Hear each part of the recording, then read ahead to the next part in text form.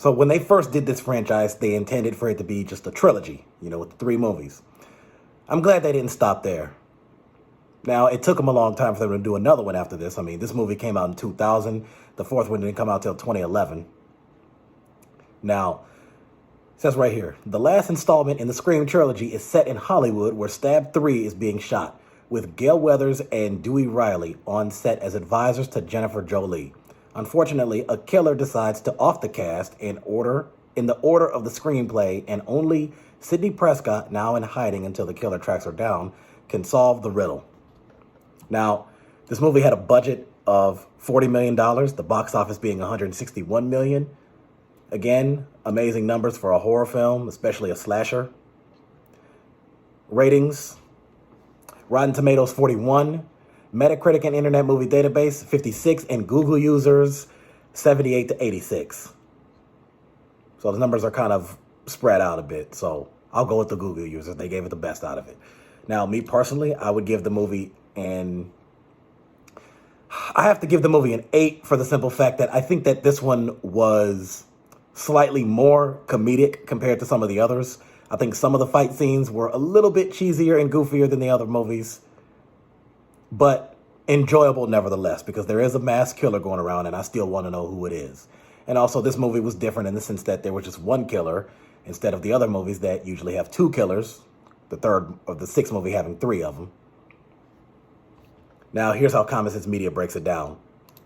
Parents need to know that while there's less extreme bloodshed here than the other Scream movies, stabbings and throat slittings are still abundant, matched with, sometimes exceeded by, the swearing. The movie industry is described as an environment where vapid starlets boost their careers by having sex with influential men. There are ghoulish and defamatory references to the imperiled heroine's late mother throughout, and towards the end, the idea of parental rejection comes to the fore as a motive for mass murder. To stay in the loop with more... Okay, that's the rest of it. They're just doing advertising on that. Again, kids commented on it. This is why kids get scared of this stuff like this. Again, that's why these movies are for people of a certain age. In the last semi-send-up of slasher films, Scream 2, we learned of a hit horror film within the film called Stab, inspired by the killings in Scream. That detail dominates Scream 3, centered around the studio making Stab 3, third of the true crime perils of Sidney Prescott, who by now has suffered so many attacks from masked marauders, if that's how you pronounce that, that she lives in behind security locks and alarm systems, and works anonymously at home on a violence counseling hotline. Suddenly, knife murders by a new killer wearing the familiar robe strike Los Angeles, causing police to shut down the Stab 3 set.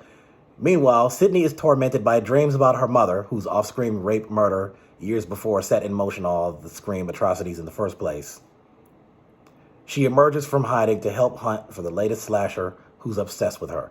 Is this movie any good? Again, like I said, me personally, 8, maybe 8.5 at the most. The 5th one gets a 9, and every other movie gets a 10. The 3rd in the series is watchable and entertaining if you can take the blood, swearing, and cynicism, but shows signs of stretching characters and gimmicks a little too far. When you've been screaming over 3 years, it's not surprising that the voice starts to get hoarse. 2 new characters,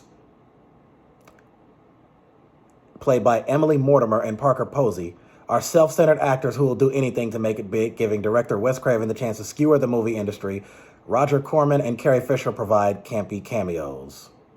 The whodunit narrative is unwieldy this time, but to the film's credit, you don't need to see the first 2 to enjoy this one. Late in the movie. Now I'm trying to think, now I have to cheat now because I don't know why I'm forgetting this. Jennifer Jolie, she was played by Parker Posey, but what was the name of the other? It was Emily Mortimer played Angelina Tyler. Okay, that's who it was. And then also, before I get to the rest, you also had Kelly Rutherford playing Christine, Liev Schreiber playing Cotton Weary, Jenny McCarthy playing Sarah Darling, Lance Henriksen played John Milton, Patrick Warburton as Stephen, Heather Matarazzo as Martha. You had Nancy O'Dell in there as the reporter, so she was herself in there. Or is she a reporter? I'm sorry, I'm losing it, but she was in there. Of course, Wes Craven, the man with the video. Neve Campbell and Courteney Cox and David Arquette had reprised their roles as Sidney, Gale, and Dewey. Patrick Dempsey was Detective Mark Kincaid. Carrie Fisher was in there. She played Bianca. And Scott Foley was Roman Bridger. Okay, that's what it was. Now, late in the movie, the thrill ride takes on a disturbing dimension with ideas of parental neglect and dysfunctional relationships that give birth to monsters, falling in line with Wes Craven's other horror films in which young people discover horrible things connected to their parents. There's also a suggestion at the end that the Scream storyline represents a maturation arc for Sidney, who learns to get over her fears about the past and embrace the present. Families can also talk about how fictitious violence portrayed in entertainment might incite real-life mayhem. Again, that was a common thing that we discussed with Scream 2, is that was the major question. Do horror films cause real-life violence? And I still say no, they don't. And a lot of people who do that in real life, who see that because of a horror film, well, that's their own problem because they're struggling with some mental imbalance or whatever. They can also talk about whether screen bloodshed has a social effect. That I'm not sure of. Did we miss anything on diversity?